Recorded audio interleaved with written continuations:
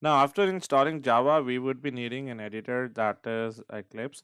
Now, although there are many editors available in the market, there are companies who are using IntelliJ as well. There are companies who are using a number of editors that it could be WebStorm, it could be NetBeans, it could be like Eclipse. Eclipse is one of the most popular and most widely used editor, and it's completely open source as well, right? Eclipse, as in if I talk about Eclipse, then in order to install Eclipse, I'll simply gonna say download Eclipse. Sorry, and go to the very first link.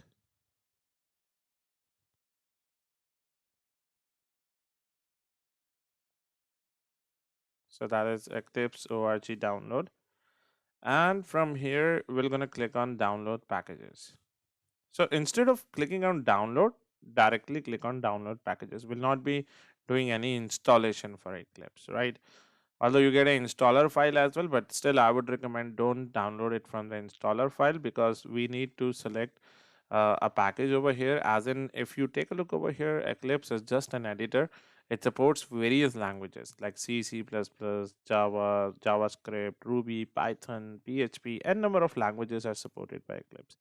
We would be needing a very basic version of Eclipse, and for that we need to download something called as Eclipse IDE for Java, that is Java developers. We would be needing a version Java EE developers. I believe the latest 2018-12 does not have that component. So maybe you can try downloading Eclipse committer, or a simple Java ID, Eclipse ID for Java DSL developer. This could also work. We would be needing it for basic Java, but right now I don't want to take any chance, because there might be some additional plugins over here, since from beginning we are using Java EE developer. So what I'll do, I'll try going one version prior to 2008-12, that is 2018-09, and let's see if we have Java EE developers over here. Yes, we do have that,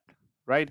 So based on your Windows or Linux or Mac, you'll be downloading it. I'm on a 64-bit machine, so I'll simply gonna click on this.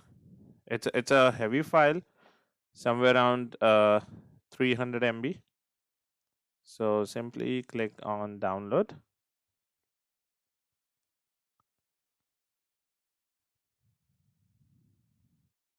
Yeah, it's somewhere around 338 MB. So it is going to take at least 1.5 minute to download. And what I'll do, till the time it is being downloaded, I'll just pause the video and we'll resume it back.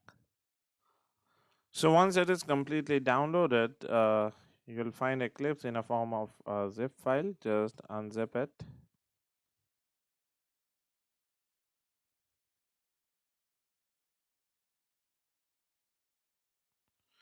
Okay, and this is where you'll find a folder Eclipse. If you see this thing, this is the application. I mean, there is nothing installable in Eclipse, so you simply need to double click on application and it will launch your Eclipse. So this is the latest Eclipse IDE, how it looks like. Now, in case you don't have Java configured, you'll directly gonna get an error over here. So it will ask you to configure Java, right? Now, the very first thing it is asking you for a workspace. Now, workspace is basically a location where you will be maintaining your project code. So I will be giving the workspace. I'll be storing all my workspaces in one location. I'm maintaining it over here in F drive Selenium workspaces. You can keep it in any location you want. So I'll name it as Selenium 3 new series, right? And I'll click on launch.